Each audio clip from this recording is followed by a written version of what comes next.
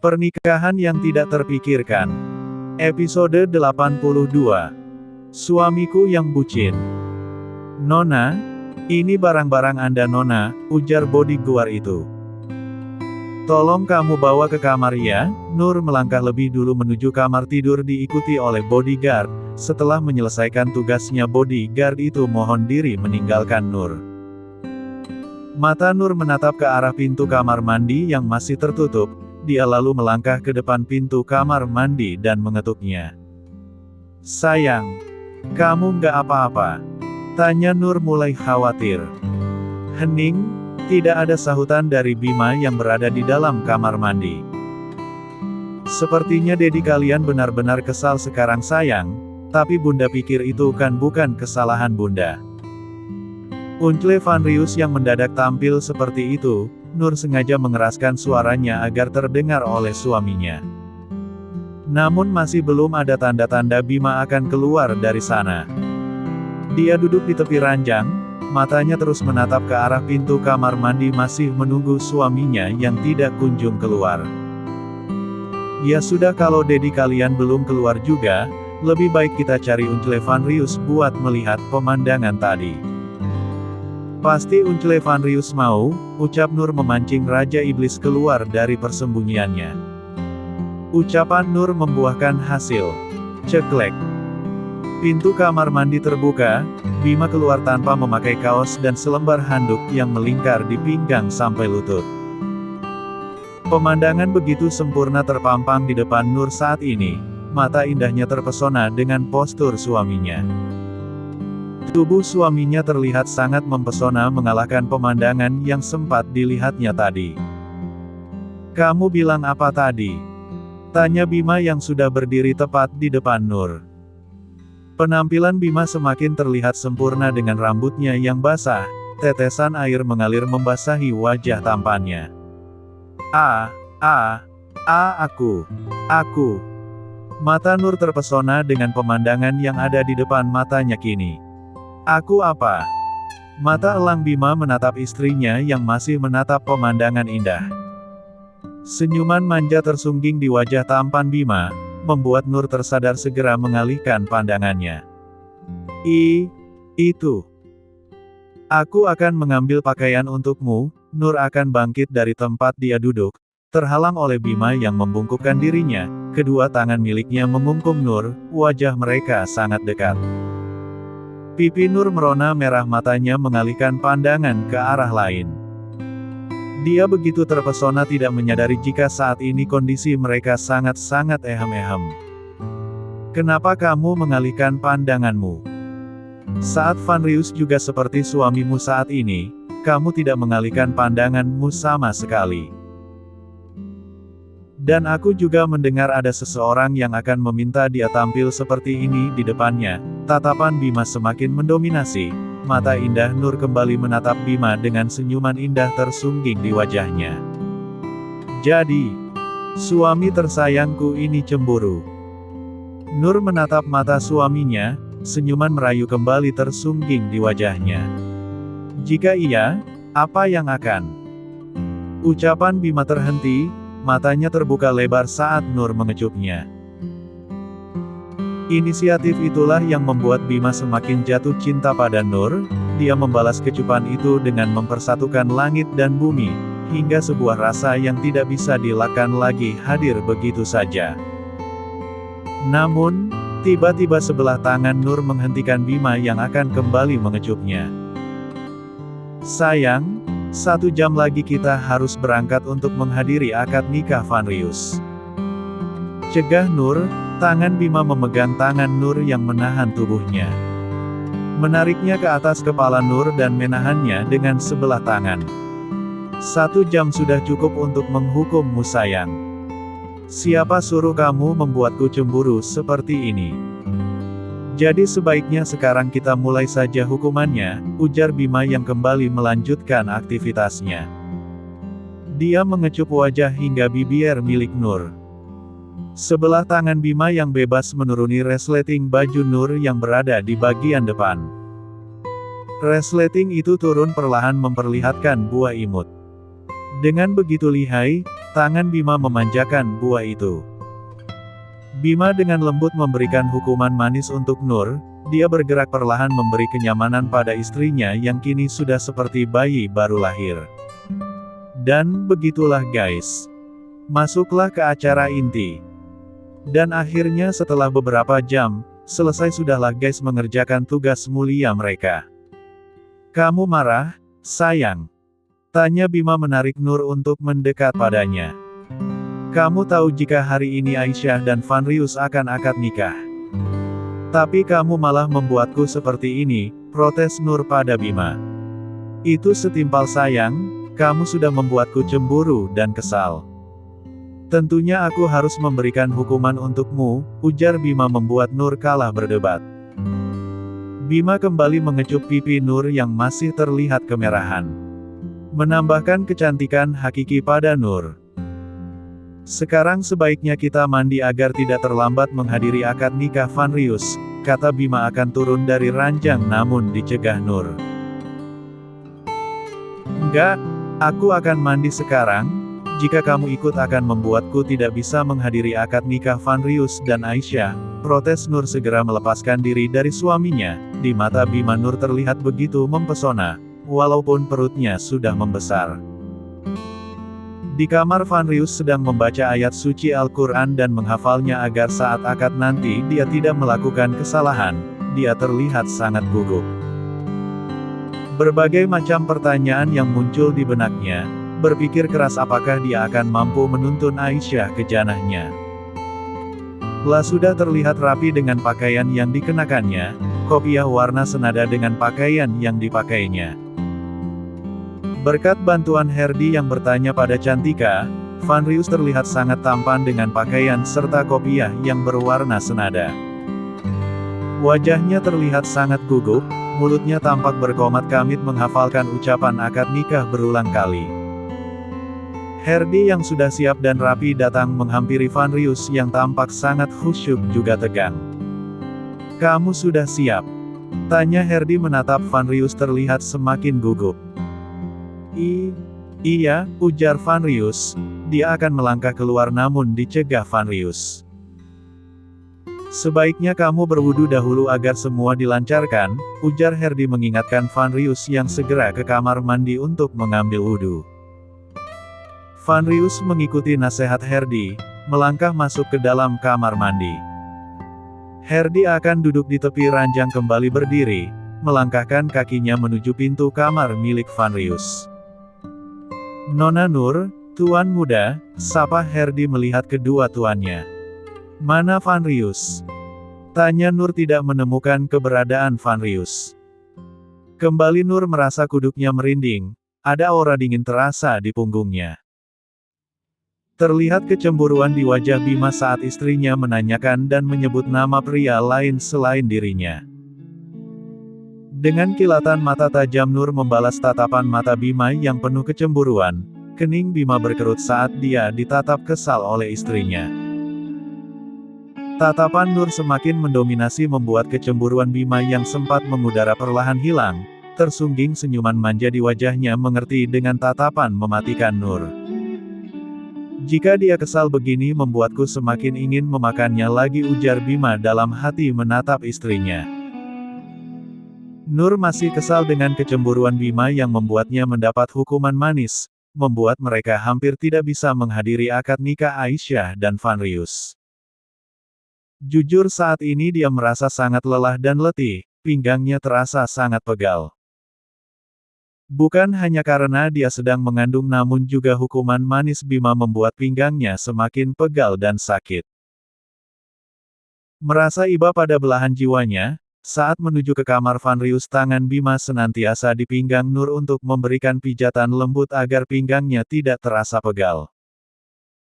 Fanrius sedang di kamar mandi Nona, ujar Herdi tersenyum senang melihat kebahagiaan Bima. Kita menunggu di bawah saja bagaimana sayang? Tanya Bima dengan sebelah tangannya di pinggang Nur. Baiklah, ayo kita ke bawah. Oh ya sebentar, untuk mahar dan seserahannya apa sudah lengkap Tuan Herdi? Tanya Nur. Sudah Nona Nur, Ini, tunjuk Herdi membawa perlengkapan alat sholat yang dihias dalam kotak sehingga tampak indah. Hanya ini? Tanya Nur. Iya Nona Nur, jawab Herdi membuat Nur menggeleng-gelengkan kepalanya. Ada apa sayang? Tanya Bima heran mendengar ucapan istrinya. Sayang, apa masih ada waktu sebelum akad nikah nanti? Tanya Nur pada Bima. Masih sayang, ada apa? Tanya Bima menatap jam mewah di pergelangan tangannya. Kita ke mall sekarang, ujar Nur segera menarik tangan suaminya melangkah menuju lift. Fanrius baru selesai berwudu sudah merasa tenang sempat melihat Nur dan Bima yang berjalan terburu-buru. Herdi menghampiri Fanrius segera menarik dia untuk ikut pergi bersama Bima dan Nur, tak lupa Herdi membawa mahar yang diminta Aisyah. Lu ngapain narik gua? Nyantai bro. Kayak lu aja yang mau merit. Assalamualaikum bos sama nyonya bos, omel Fanrius pada Herdi setelah itu dia menyapa Nur dan Bima dengan santai, mereka berempat berdiri di depan lift. Sayang, apa kamu sekarang ngidam mau jalan-jalan ke mall? Tanya Bima pada Nur yang tampak serius. Bukan sayang, kita harus membeli beberapa barang yang akan diserahkan pada Aisyah. Apa mungkin hanya satu hadiah itu saja Fanrius berikan pada Aisyah? Nur menunjuk mahar yang dipegang Herdi. Terus, apakah masih ada hal yang lainnya Nona Nur? Tanya Herdi bingung, membuat Nur menghela nafas panjang. Sayang kamu masih ingatkan di hari pernikahan kita. Momi menyiapkan begitu banyak barang padaku, ingat bukan? Tanya Nur mengingatkan Bima dengan begitu banyaknya persiapan serta hadiah yang disiapkan Ibu Siska. Bima, Herdi dan Fanrius hanya menganggukkan kepalanya, lalu memandang ke arah Nur kembali dengan penuh tanya. Jika Fanrius hanya membawa satu barang itu saja, dia dan Aisyah akan mendapat hujatan dari keluarga besar Aisyah. Kita tidak tahu bagaimana sikap masing-masing keluarga Aisyah, lebih baik sedia payung sebelum hujan, ujar Nur membuat Fanrius, Herdi dan Bima paham. Nur kembali menatap ke arah Fanrius yang hanya mengangguk-anggukkan kepalanya. Keluargamu tidak datang Fanrius? Tanya Nur membuat Bima terdiam dengan wajah terlihat sedih. Pintu lift terbuka, mereka berempat masuk ke dalam lift. Suasana di dalam lift itu terasa canggung. Mereka tidak akan datang, ujar Fanrius dengan wajah dingin membuat Nur tidak enak. Maksud kamu, apa mereka ada di luar negara? Tanya Nur bingung, Fanrius hanya menggelengkan kepalanya. Gua kagak tahu siapa keluarga karena gua sudah dibuang di jalanan tanpa petunjuk identitas apapun. Gua dibesarkan di panti asuhan dan akhirnya ketemu ama nih para cecunguk, ujar Fanrius menutupi kesedihan di wajahnya. Dia merangkul Herdi dan akan merangkul pundak Bima, dengan sigap Bima berpindah tempat menghindari rangkulan sahabatnya. Ajim, Bima gua kan cuma menunjukkan kasih sayang gua ke lu. Malah pindah ke sebelah Nur, dasar bucin lupa ama sahabat kalau udah ada bini di sebelahnya, protes Fanrius membuat Nur tersenyum dengan tingkah konyol Fanrius. Sekilas Nur dapat melihat raut kesedihan di wajah Fanrius, tapi dia memilih untuk tidak bertanya banyak karena dia tahu itu privasi Fanrius. Pintu lift terbuka, mereka berempat melangkah menuju ke mobil yang sudah dipersiapkan Herdi. Bima sempat melihat ke arah Fanrius merasa ada yang aneh, saat melewati beberapa orang mereka tampak berbisik-bisik sambil tersenyum-senyum ke arah Fanrius. Nur juga menyadari hal itu lalu membalikkan tubuhnya menatap Fanrius. Kenapa lu pada ngeliatin gua? Takjub ama kegantengan gua yang paripurna, ujar Fanrius narsis, mata elang Bima menatap tajam Fanrius yang cengengesan. Fan, coba kamu balik, ujar Nur saat melihat beberapa orang menunjuk dan tersenyum-senyum ke arah Fanrius.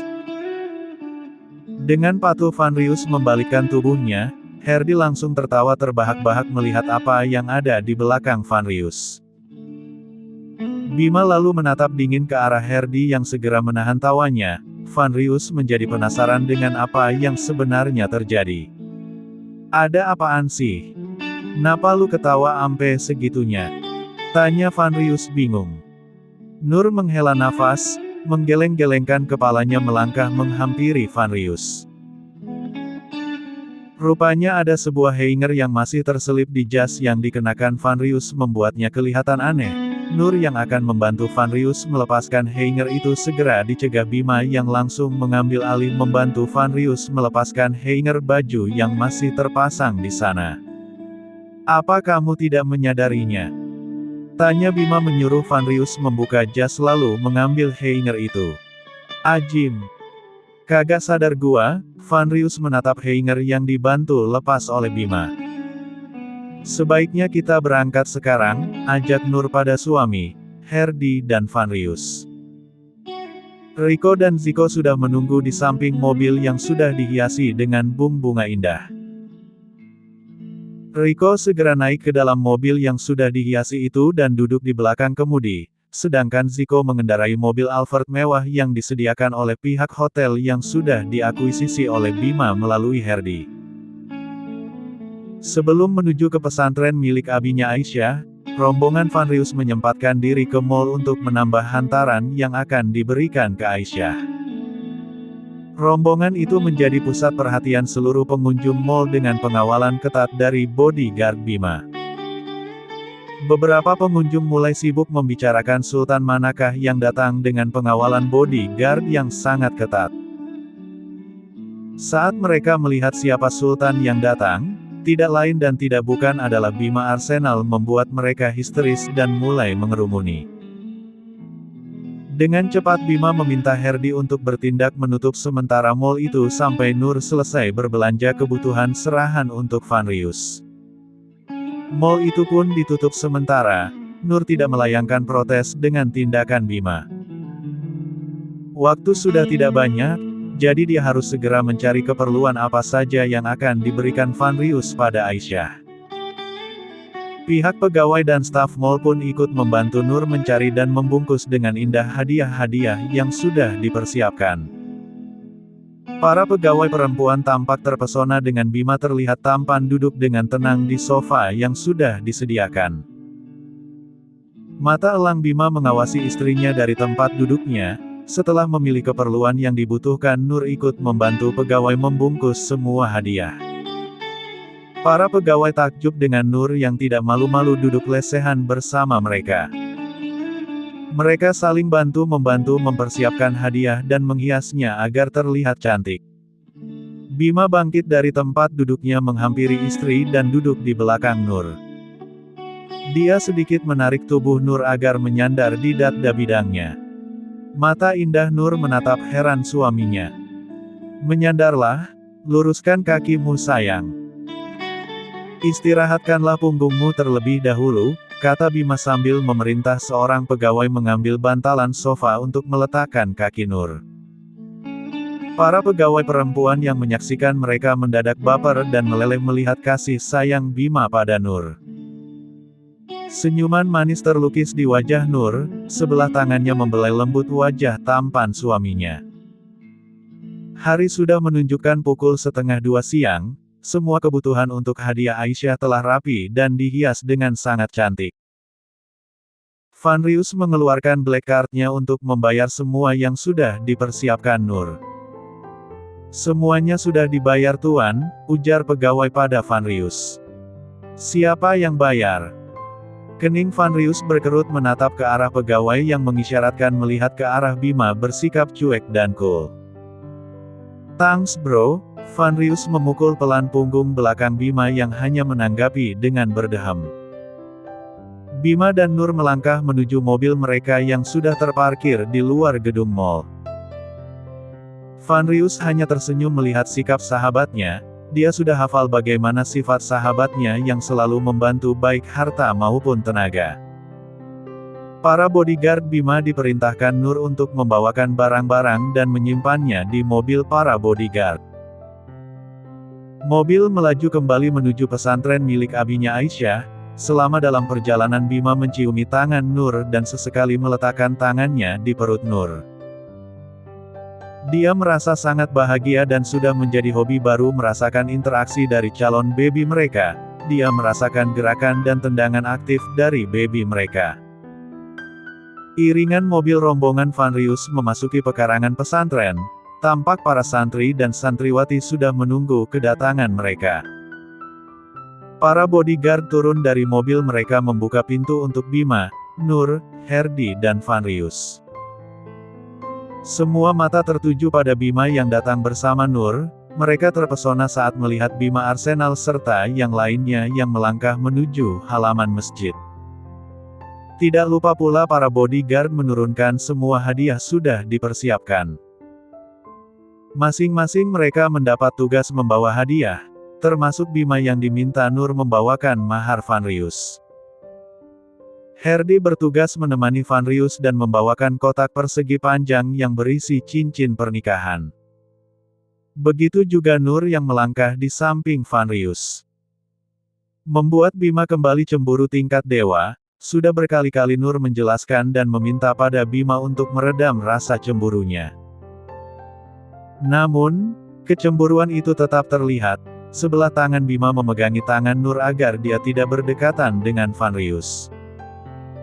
Salah satu perwakilan keluarga Aisyah menyambut dan mempersilahkan Vanrius juga rombongan untuk masuk ke dalam masjid terlebih dahulu. Penghulu dan petugas pemerintahan sudah hadir dan duduk di depan. Vanrius terlihat sangat gugup, dia kembali mengingat ijab kabul yang akan dilafalkannya. Tidak lupa mahar yang diminta Aisyah dibacanya dalam hati. Beberapa menit kemudian, abinya Aisyah beserta keluarga besar masuk ke masjid. Mata mereka tertuju pada 3 pemuda tampan dan seorang perempuan yang tengah mengandung. Masya Allah. Tampan sekali calon menantumu, komentar salah seorang kerabat keluarga menatap ke arah Bima. Mereka bertiga tampan-tampan, yang mana calonnya Aisyah, tanya seorang perempuan tua. Nur bisa menebak jika dia adalah neneknya Aisyah. Abinya Aisyah pun menunjuk pada Vanrius membuat kerabat yang sebelumnya termenung. Aku mengira pemuda ini yang akan menikah dengan Aisyah. Ternyata bukan, syukurlah kalau begitu, tunjuk kerabat itu pada Bima. Berarti putriku berkesempatan untuk bisa dekat dengan dia. Tidak-tidak yang pantas itu putriku. Para kerabat keluarga Aisyah mulai membicarakan Bima yang dikira mereka belum menikah. Mereka pun sibuk memperkenalkan para putri mereka pada Bima. Nur hanya tersenyum saat melihat Bima berwajah dingin yang menjadi incaran para emak-emak barbar berniat akan menjodohkan putri mereka. Bima merasa gerah dan kesal, dia pun mendekatkan duduknya dengan Nur. Maaf tapi saya sudah menikah dan ini istri saya. Saat ini dia tengah mengandung baby kami, ujar Bima sambil memperlihatkan cincin pernikahan mereka. Nur hanya melemparkan senyum ramah pada emak-emak yang sempat meminta Bima berkenalan dengan putri mereka. Para emak-emak itu termenung dan mundur teratur, mereka duduk dengan tenang dan mulai berbisik-bisik sambil melihat ke arah Nur. Aku kira, dia istri pemuda itu. Tidak tahunya. Gagal aku dapat calon mantu kaya dan tampan. Aku tidak peduli dia sudah menikah atau tidak, aku akan mengenalkannya pada putriku. Mereka sibuk berbicara dan mengutarakan niat mereka yang tetap mengenalkan putri mereka setelah acara akad nikah selesai. Bima menatap dingin dan angkuh ke arah emak-emak itu. Dia memegang tangan Nur dengan sangat posesif memberitahu pada mereka yang memiliki niat tidak baik jika hal itu hanya akan sia-sia saja. Mata indah Nur menatap ke arah Bima yang terlihat sangat kesal dan cemberut. Dengan lembut tangan kanan Nur membelai tangan Bima membuat rasa kesalnya menurun. Mata elang yang semula menatap tajam ke arah emak-emak itu berubah menjadi tatapan penuh cinta saat melihat istrinya. Vanrius sudah di depan penghulu, begitu juga Herdi, abinya Aisyah mengambil tempat di samping penghulu. Aisyah duduk di meja riasnya, dia terlihat sangat cantik dengan hijab yang menutupi kepalanya. Pakaian pengantin berwarna putih serta riasan make up yang natural menambah kecantikan Aisyah. Aisyah duduk di kamar ditemani uminya, tangannya mencengkeram satu sama lain dan terasa dingin. Uminya Aisyah menenangkannya, memegang tangan putrinya untuk menguatkan. Aisyah dan uminya memang tidak diperbolehkan oleh abinya untuk hadir di masjid, tujuannya agar Fanrius dapat berkonsentrasi dan tidak gugup. Namun Aisyah masih dapat melihat prosesi ijab kabul melalui televisi menampilkan tayangan apa yang terjadi di dalam masjid. Umi, itu Mbak Nur dan suaminya. Alhamdulillah mereka bisa hadir di pernikahan Aisyah, kata Aisyah senang melihat kedatangan Nur. Masya Allah, pasangan yang sangat serasi. Semoga kedepannya pernikahan mereka bahagia, diberikan keturunan yang baik sifatnya dan juga tampan parasnya, puji uminya Aisyah pada Nur dan Bima. Amin ya Robin. Aisyah mengaminkan doa tulus yang diucapkan uminya. Acara akad nikah dimulai, pembawa acara memulai acara dengan mengucapkan basmalah. Saat akan prosesi ijab kabul Fanrius meminta izin pada penghulu. Maaf sebelumnya Pak Kiai dan Pak Penghulu, sebelum saya mengucapkan ijab kabul ada hal yang ingin saya sampaikan. Fanrius meminta izin pada abinya Aisyah dan penghulu. Mereka langsung memberi izin lalu meminta pembawa acara menyerahkan mic pada Fanrius. Bismillahirrahmanirrahim. Aisyah, aku berharap kamu dapat mendengar apa yang aku sampaikan padamu. Di sini dalam rumah Allah di hadapan semua keluarga, sahabat dan para saksi, aku akan melantunkan ayat suci Al-Quran sesuai mahar yang kamu inginkan. Aku harap kamu menyukainya dan menerima mahar dariku. Fanrius tampak diam sejenak, dia mengambil nafas dan memulai melafalkan Ar-Rahman dan ayat kursi yang dipinta Aisyah. Lantunan syahdu dari suara Fanrius menenteramkan dan menenangkan mereka yang berada di dalam masjid. Nur termenung mendengar suara merdu Fanrius dan cara pengucapan yang terdengar tidak asing bagi Nur. Mata cantik Nur menatap ke arah Bima yang tenang mendengar ayat-ayat suci yang diucap Fanrius tanpa ada satu kesalahan pun. Bersambung.